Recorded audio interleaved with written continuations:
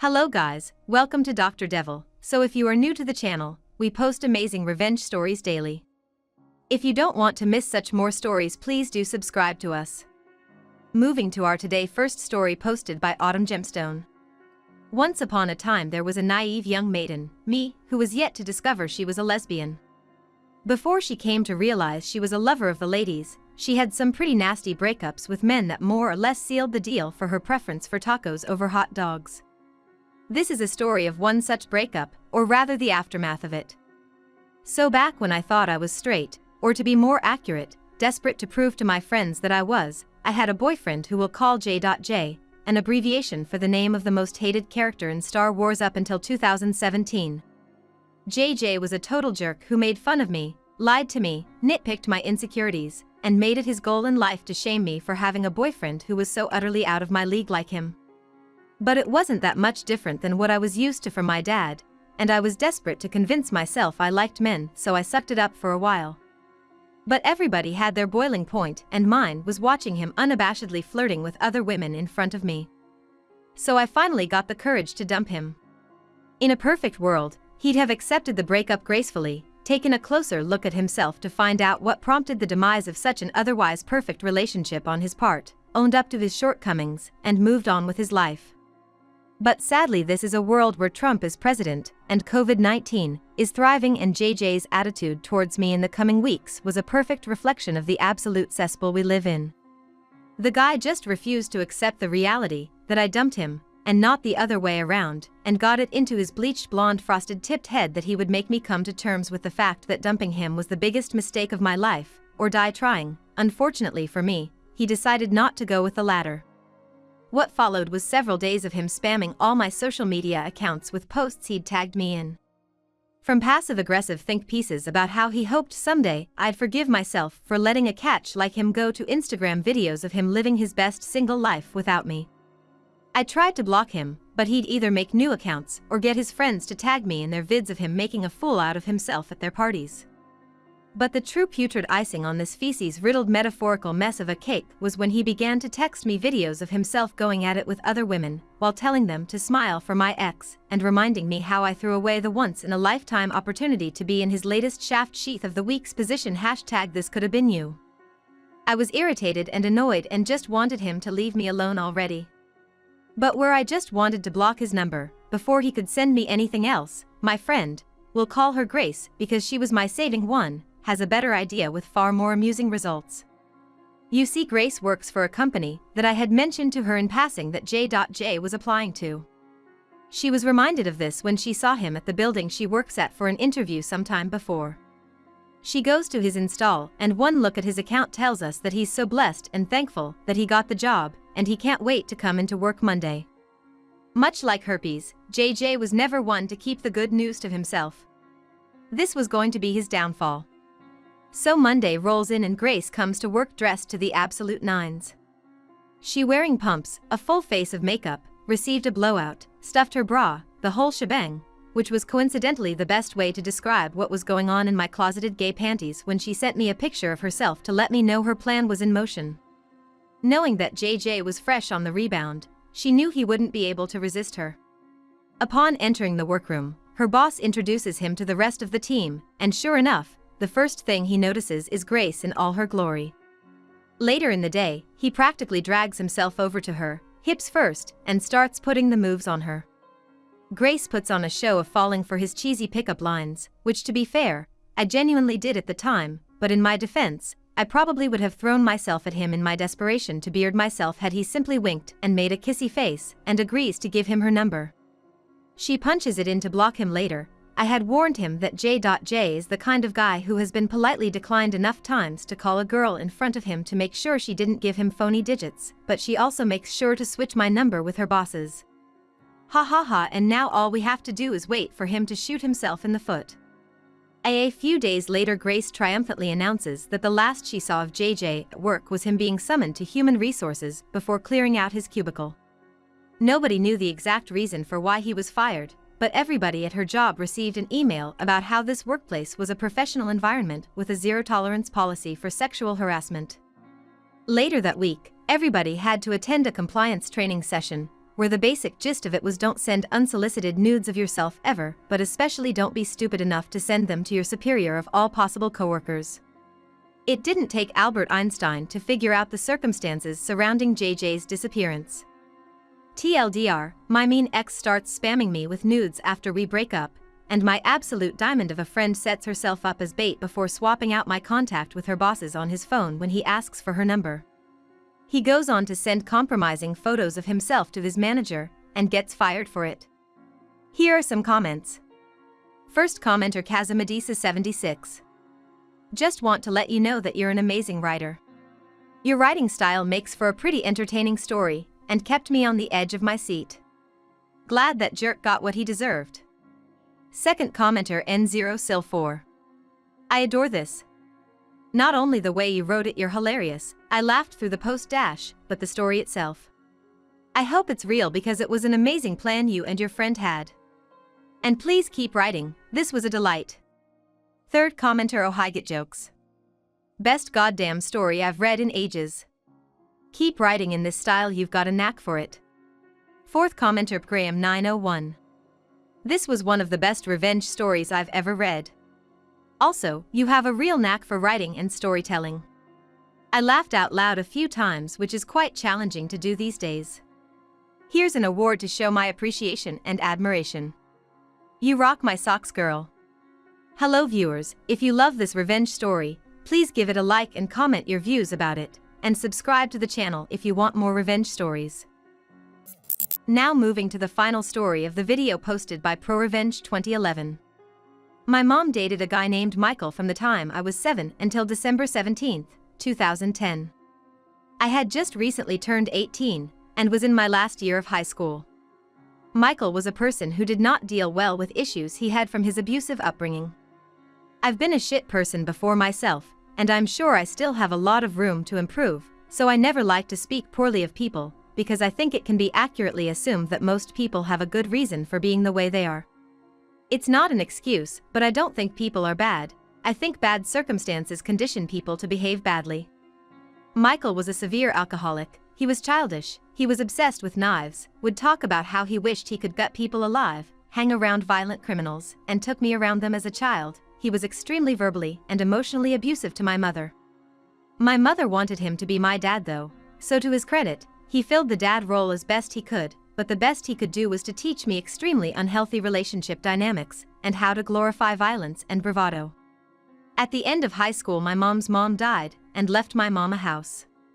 The house is decently sized, and while it's still in the ghetto, it's in as safe a part of the ghetto as there is. Everyone that lives in this corner of the city has been here for decades, and we all know each other very well. We're like a big family, but we keep to ourselves unless invited in by others. We respect boundaries, and that's what makes this small community a good one. Now, important to note, my neighbors and older brothers are not angels. These people are violent criminals in their own right. But they were on my side, and this is important. So the house. It was left to me and my mother. Michael refused to let us enter the home. My mom and I lived in the smallest, shittiest apartment in the most violent part of the city. And, for 18-year-old me, I'd only just begun to reflect on life and realize how shitty Michael and my narcissistic mother had been towards me.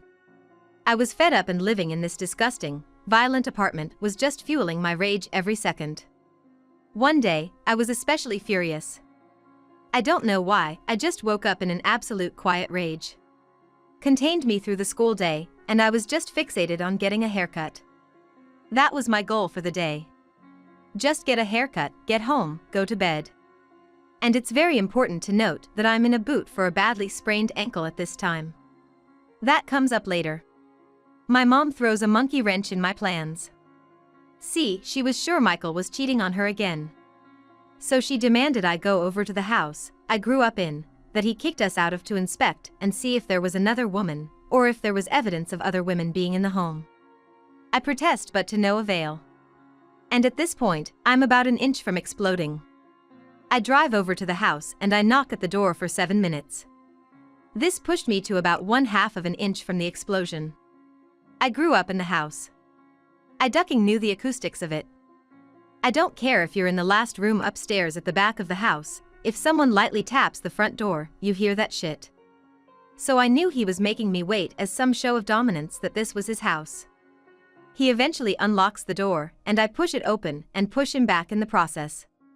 He yells out and asks me what was wrong, and I responded by saying that I was there to make sure he wasn't ducking anyone else in my grandma's house. Now I'm a pretty large guy. And Michael was small. Even back then I dwarfed him. But I've always been a gentle giant, as my mom says. I'd never gotten into a fight, rarely raised my voice, or asserted myself with anyone.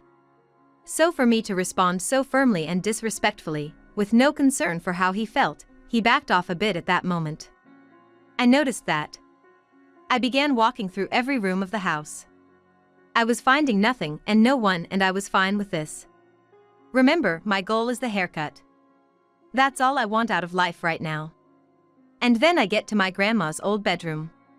I open the door and it slams back in my face. Then out steps Michael's brother, who was about my size, and he says to me, "Ain't nothing for you in there." I remember being so angry, it was like past the point of an explosion. I described it to my GF as pure rage and malevolence, yet restrained.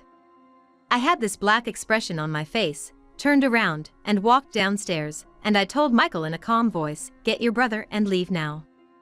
I've had enough of you in my life." Michael then, believing I was intimidated by his brother, gets in my face and starts to scream and curse and threaten me. I stood there honest to God, just looking at him like a lion looks at the weak, small, destructible gazelle. Thought to myself, I can break you. He then yells at me to get the duck out of my house. All of a sudden I was snapped out of this trance state, and I responded and said, "Nig asterisk A, you have no house. You're homeless now. Get your brother and leave." He must have, again, recognized that his brother was all the way upstairs and I was inches away from him. But he's in too deep now. He has to commit less of his pride to be wounded. So he says, "Oh, you think I'm a witch, huh?" And of course I responded, "I think you're a homeless witch." He then turns around and just keeps repeating, "You think I'm a witch?" He eventually comes back with 2 knives in his hands.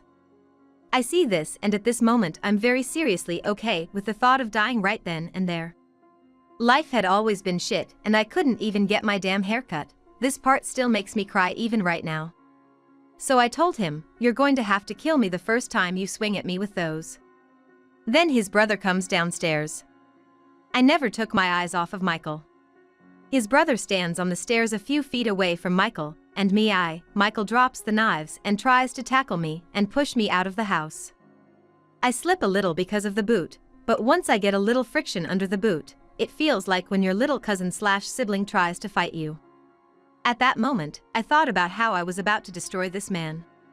His brother must have seen me smile, because then he jumped in and started pushing me as well. If I was stronger than I thought, or if the rage gave me an adrenaline rush, but I was pushing them both back. Michael's brother then starts to kick my boot, which both hurt my ankle and made me slip back. That, coupled with them pushing, eventually pushed me out of the front door, off the porch, and down the stairs onto the ground in front of the house. And this is the angriest I have ever been in my life. I was angry to the point where I would have gladly hurt myself to hurt them. I got so overcome with emotion, I started to cry and my breathing got erratic. Michael and his brother were taunting me as this happened, and I just started to take off the boot. I didn't want the haircut anymore, I wanted both of them hurt or dead. The next thing I notice is those people started surrounding me. I'm still struggling to regain motor control and take off the damn boot, and then 2 of my older brothers from the neighborhood, Jiggy and Tyrone, kneeled and consoled me. Jiggy asked me what was wrong and what happened. I told them about all the shit Michael had done over the years and what happened that day. When I got to the end, Tyrone said, "Hold up, Lil Chris, these motherduckers put you out of Miss Mama's, what everyone used to call my grandma, house. After you told them to leave?" Then both Jiggy and Tyrone started taking their shirts off and told me they'd take care of them if I said it. And I then heard all the stirring behind me. Damn near the entire block was in our yard, or the street in front of our yard. And they were all calling out support. "He ain't gone, do you like that, Lil Chris? Not on this street." And things like that. I looked up at Michael and his brother, and I could see the fear on their faces. I just shook my head yes and said not to kill them. Jiggy and Tyrone ran into the house after them and dragged them out into the front yard. Then a circle pretty much formed around them, and it was just the most spectacular beatdown I'd ever seen. After that, Jiggy said they'd help me take all their shit out of the house and told me to keep the shit I liked. So I did exactly that. I went in with like 10 people. I gave some shit away to them, kept some shit, and pretty much just gave Michael and his brother the clothes no one else wanted. They ended up leaving their clothes. Here's why: the next door neighbor was this old veteran. A real gritty, no-nonsense old guy named Alvin. Alvin walked out with his shotgun. He walked over to these two bloody pulps on the lawn and said, "Now got the duck off my street." And he just yelled at them to get up and run or crawl or roll to get off of the block. He followed them stumbling up to the main road, and then he calmly walked back. And that was the last day I ever saw or heard from either of them.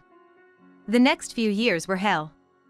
Mom blamed me for ruining her relationship, and I had to unlearn all the terrible shit I'd been taught in life and start to go to school and get my life in order. Things are better now. Here are some comments. First commenter, Cloud3321. Dude, this is the best revenge, not for the beat down, but for the MS in mechanical engineering. You've done and made for yourself a good life from that low point in your life. Congratulations, man. I'm proud of you. Second commenter, Caladiola. That was amazing. I'm glad you got through all that shit and made yourself a good life. Third commenter, Sparky Mountain. Usually the quality of revenge posts diminish the longer they get. This was an absolute joy to read. Glad you got those 2 pieces of human refuse out of your grandma's house. Sorry about how things went down with your mom. I hope things are better with her now. Glad you have your life on a better track. Fourth commenter, XGFYZ12. This is incredible. Also, even as a stranger, I'm very proud of you to get this out there, as it seems to be an internal struggle. You need to be you, and who truly belongs in your life will stay. If they retaliate poorly, put it back onto you or any other BS, just know that it's them and not you. I hope your journey is positive and strengthening. Here is the end of today's video. Thank you guys for watching this video. I hope you enjoyed the video. If you liked it, please don't forget to hit the like button and comment below. If you don't want to miss such more videos, please do subscribe to the channel.